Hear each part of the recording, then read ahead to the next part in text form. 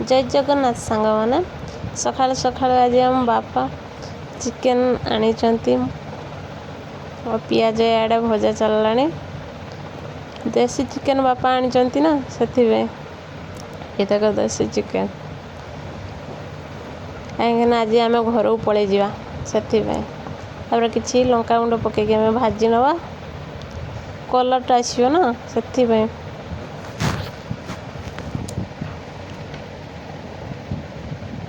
तापर एबे मसला नहीं कि पुणी ताको भल भाव कषा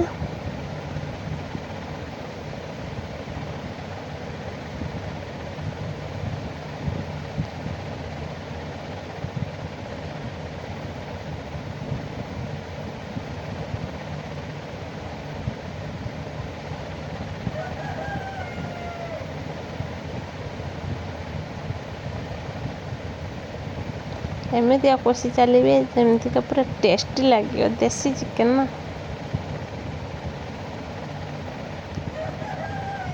आम ए स्लाइड टिके पुणी आधर लंका गुंड पकईदे मसला रे पूरा कलर टाणी आण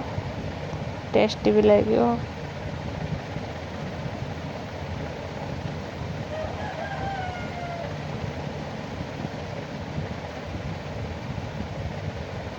मसला कषियाटा मोस्ट इम्पोर्टाट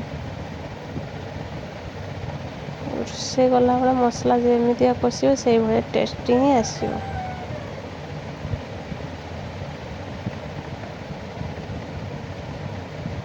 हलदी गुंड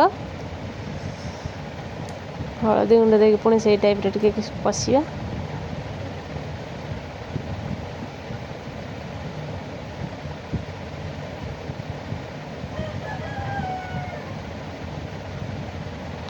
एबे हम पानी टिके देकी भल भाव मसला को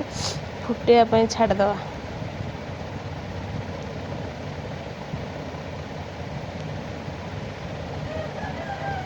मसला एखना जहाँ भी टिके थी ता भीतर आहरी भल भाव कषि हो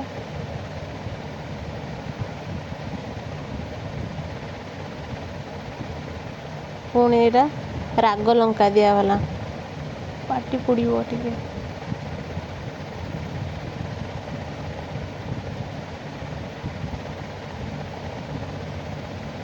पुणी आधर पानी देकी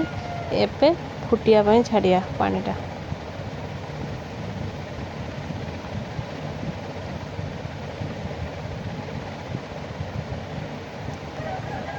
लुण टिके स्वाद हिसाब रे लुण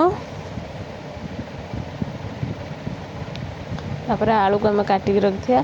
पानी फुटीगला आड़े आलू गुटे गुटे गुटे गुटे छाड़दवा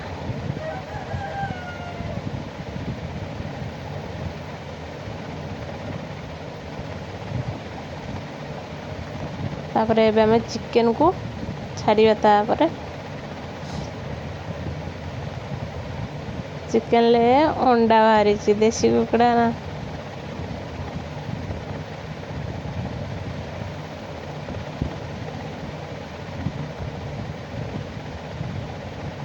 आईस पानीटा मरीजा पर्यंत एमती कषा अल्प पानी देकी ढांकुणी मारदवा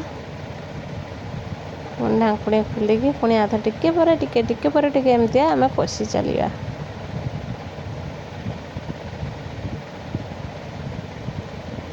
वर्षा बाबू चिकेन कषा आम तो आज खाई खुआके जीवा घर को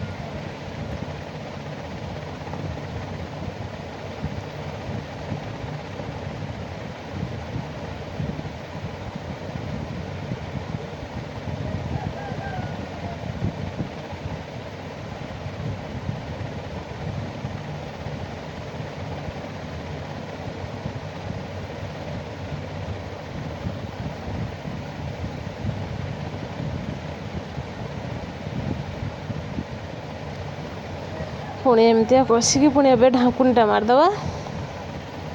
पुणी आधर टे खोलिया पुणी कषा पुणी एबे ढांकुणी मारिया टिके छाड़ी टिके लगिज ना अल्प पानी से जमती कषा से भाया टेस्टी आसो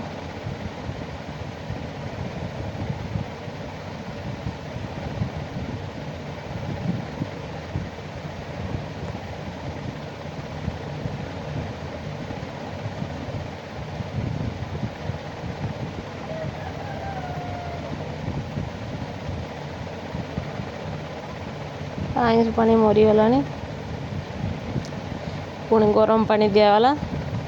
ଏବେ ଫୁଟିବ।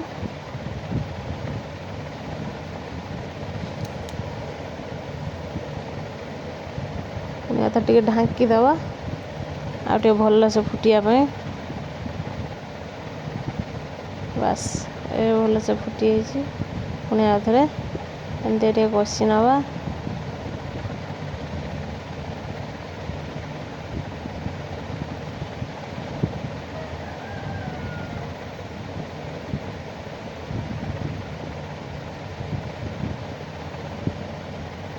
ଆମର ଚିକେନ୍ କଷା ରେଡ଼ି ହେଇଯାଇଛି।